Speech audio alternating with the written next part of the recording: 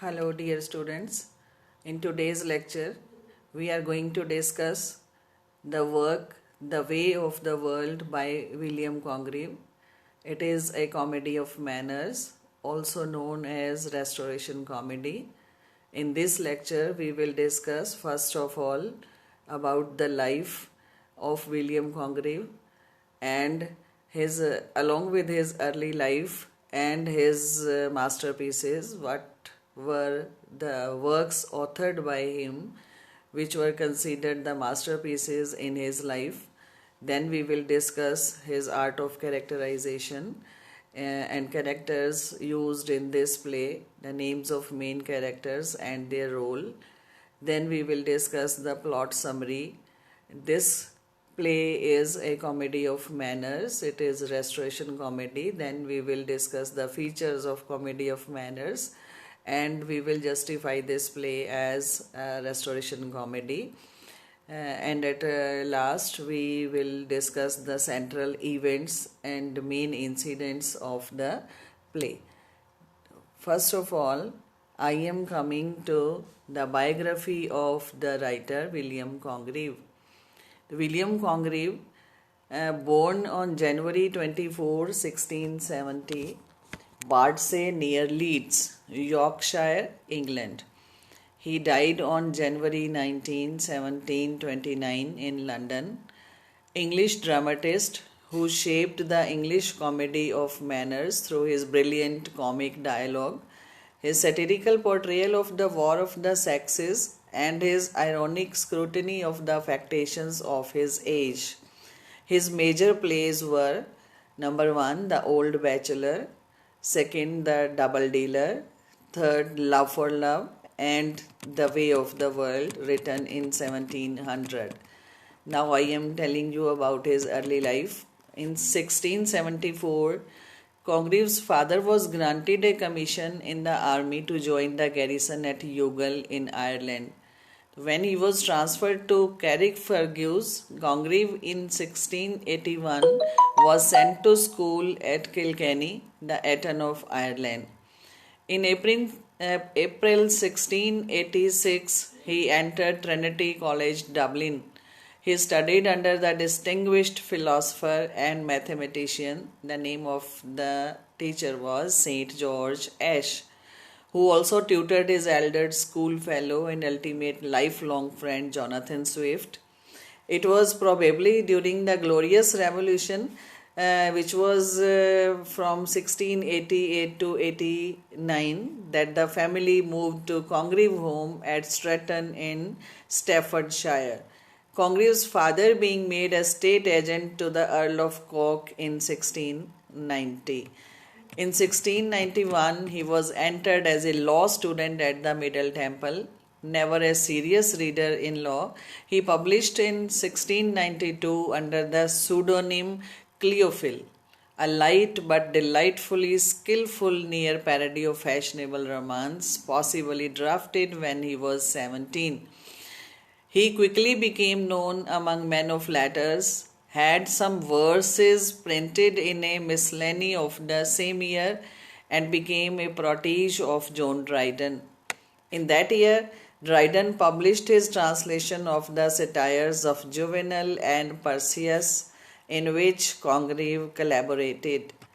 Now something about his literary career. It was March 1693 that he achieved sudden fame with the production at the Theatre Royal. Drury Lane of The Old Bachelor written, he said, in 1690 to amuse himself during convalescence. Warmly heralded by Dryden, who declared that he had never read so brilliant a first play, though it needed to be given the fashionable cut of the town. It was an enormous success, running for then unprecedented length of a fortnight. His next play was The Double Dealer. It was played in November or December at Drury Lane, but didn't meet with the same applause. Its published form contained a panegyrical introduction by Dryden.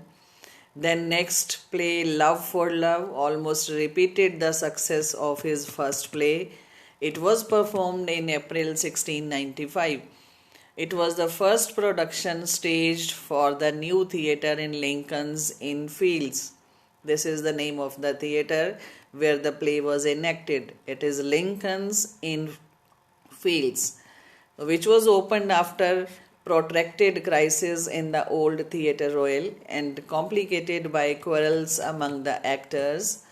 In 1695, he began to write his more public occasional verse, such as his pastoral on the death of Queen Mary II. His letter concerning humor in comedy. By this time, Congreve's position among men of letters was so well established that he was considered worthy of one of those sinecure posts by which men of power in government rewarded literary merit. He was made one of the 5 commissioners for licensing hackney coaches, though at a reduced salary of £100 per annum. Though Congreve signally failed to carry out his promise of writing a play a year for the Lincoln's Inn Theatre, he showed his good intentions by letting them stage The Mourning Bride. This is the name of the next play, although it is now his least regarded drama. This tragedy, produced early in 1697, swelled his reputation enormously and became his most popular play. Now comes the turn of The Way of the World. It was produced with a brilliant cast at Lincoln's Inn Fields. Though it is now his only frequently revived piece, it was a failure with the audience. This was Congreve's last attempt to write a play. Though he didn't entirely desert the theatre, he wrote librettos for 2 operas, and in 1704 he collaborated in translating Moliere's Monsieur de Porcianes for Lincoln's Inn Fields. In 1705, he associated himself for a short time with the playwright and architect Sir John Vonbrugh in the Queen's Theatre or Italian Opera House, writing an epilogue to its first production. It was about his biography and his early life. Now we come to the characterization of this play. The main characters of this play. The main characters of this play are, first of all, Mirabell, a young man about town in love for Millamant.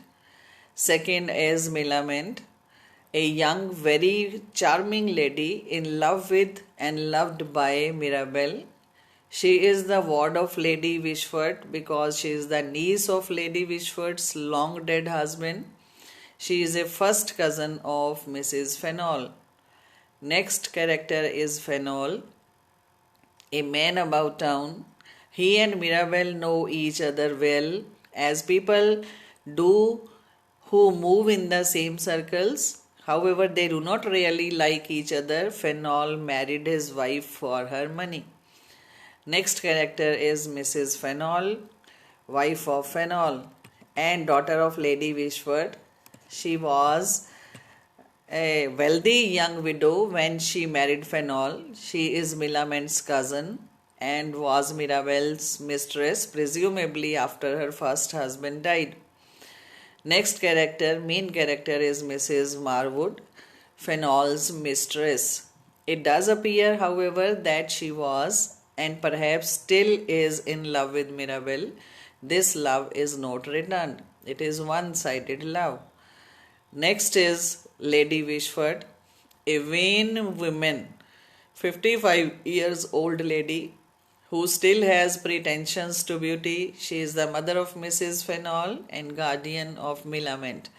She is herself in love with Mirabell, although she is now spiteful because he offended her vanity. Next character, Sir Wilful Whitwood. He is the elder brother of young Whitwood.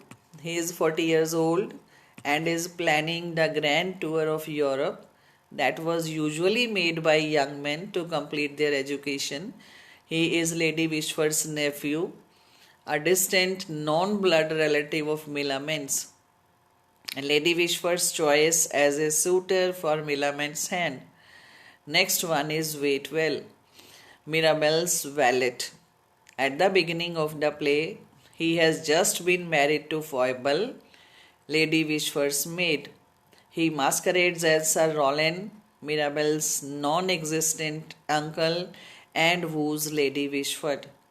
Next one is Foible, Lady Wishfort's maid. She is married to Waitwell. Next we come to the plot summary of this way of the world. What are the main incidents? What are the events of this play? First, the play is divided into 5 acts. In Act 1, it is set in a chocolate house where Mirabelle and Fenol have just finished their playing cards. A footman comes and tells Mirabelle that Waitwell and Foible were married that morning. Mirabelle tells Fenol about his love of Milament and is encouraged to marry her. Witwoud and Petulant appear, and Mirabelle is informed that should Lady Wishfort marry, he will lose £6,000 of Milament's inheritance. He will only get this money if he can get Lady Wishfort's consent to his and Milament's marriage. It means Lady Wishfort has property of £6,000, but this property she will not get if Milament gets married to a guy of her own choice, and Milament will be deprived of this money. Otherwise, half of the property is of Milament. The guardian of that girl is Lady Wishfort. So in Act 2 is set in St. James Park. Mrs. Fenol and Mrs. Marwood are discussing their hatred of men. Fenol appears and accuses Mrs. Marwood, with whom he is having an affair, of loving Mirabelle. Meanwhile, Mrs. Fenol tells Mirabelle that she hates her husband, and they begin to plot to deceive Lady Wishfort into giving her consent to the marriage. Milament appears in the park, and angry about the previous night, she tells Mirabelle of her displeasure in his plan, which she only has a vague idea about. After she leaves, the newly-wed servants appear, and Mirabelle reminds them of their roles in the plan. Then comes Act 3, 4 and 5. All these acts are set in the home of Lady Wishfort. We are introduced to Lady Wishfort, who is encouraged by Foible to marry the supposed Sir Roland, Mirabelle's supposed uncle, so that Mirabelle will lose his inheritance.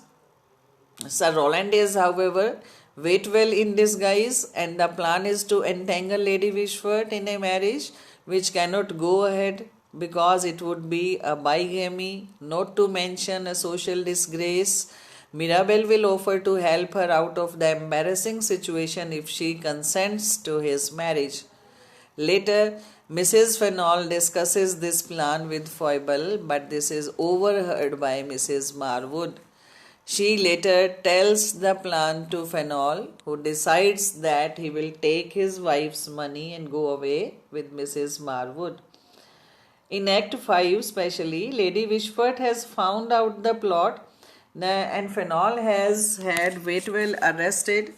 Mrs. Fenol tells Foible that her previous affair with Mirabelle is now public knowledge. Lady Wishfort appears with Mrs. Marwood, whom she thanks for unveiling the plot. Fenol then appears and uses the information of Mrs. Fenol's previous affair with Mirabelle and Milament's contact to marry him to blackmail Lady Wishfort, telling her that she should never marry and that she is to transfer her fortune to him. Lady Wishfort offers Mirabelle her consent to the marriage if he can save her fortune and honor. Mirabelle calls on Waitwell, and who brings a contract from the time before the marriage of the Fenols, in which Mrs. Fenol gives all her property to Mirabelle. This neutralizes the blackmail attempts, after which Mirabel restores Mrs. Fenol's property to her possession, and then she is free to marry Millamant with the full £12,000 inheritance. Now, the next step of our lecture is the way of the world as a comedy of manners. This play is a comedy of manners. It is a restoration comedy. So, what is a restoration comedy? What is a comedy of manners? I am going to discuss with you. So, this play is a comedy of manners. The comedy about the trivial things but show offs more than the serious matters. In the society, when there are trivial things happening but there is a complete show off in the society, there is artificiality in such type of plays, artificiality of society, show off in society, mongering in society. Mongering means when we say something about the others' references, others' lives, when we tell one person of the events from others' lives, then these qualities frame the comedy of manners. There are fake loves, there are legacy contrives. Legacy के लिए जो झगड़े होते हैं, legacy के लिए जो relationships बिगड़ जाते हैं, it means the fake relationships, the reasons for which are the legacy matters, the fortune. So the love expressed in the play tends to be centered on material gain rather than the love of the partner. The women's subjugation to their husbands under both law and custom at the time, and an attempt to improve the position of wife, underlie a scene where Millamant states her terms for a pre-nuptial agreement with Mirabel. In such type of comedies, none of the characters in the play can really be seen as good, and as such it is difficult to find a hero or heroine, or indeed anybody whom one would find deserving of sympathy. To the same are the features, same are the characteristics of the society which are shown in this play. So we can term it as restoration comedy, as comedy of manners, because when it was written in 1700, the world of London theatre going had changed significantly. From the days of the country wife, Charles II was no longer on the throne, and the jubilant court that revelled in its licentiousness and opulence had been replaced by the far more dour and utilitarian Dutch-inspired court of William of Orange. His wife Mary too was long before her death a retiring person who didn't appear much in public. William himself was a military king who was reported to be hostile to drama. The political instabilities that had been beneath the surface of many restoration comedies were still present, but with a different side seeming victorious. One of the features of restoration comedy is the opposition of witty and courtly rake and the dull-witted man of business or the country bumpkin, who is understood to be not only unsophisticated but often either Puritan or another form of dissenter. In 1685, the courtly and cavalier side was in power, and the restoration comedies belittled the bland and foolish losers of restoration. However, by 1700, the other side was ascendant. Therefore, the way of the world's recreation of the older restoration comedies patterns is only one of the things that made the play unusual. The 1688 revolution concerning the overthrow of James II created a new step of social codes primarily amongst the bourgeois. The new capitalist system meant an increasing emphasis on property and property law. Thus, the play is packed with legal jargon and financial and marital contracts. These new legal aspects allow characters like Mrs. Fennell to secure her freedom through an equitable trust, and for Mirabel and Milament's marriage to be equal through a prenuptial agreement. So, this shift in social perspective is perhaps best shown in the characters of Fennell and Mirabel, who represent respectively the old form and new form of marital relations, sexual power at first and then developing into material power. So, that's all about this lecture. In next lecture, we will be discussing the remaining aspects of the play. Thank you.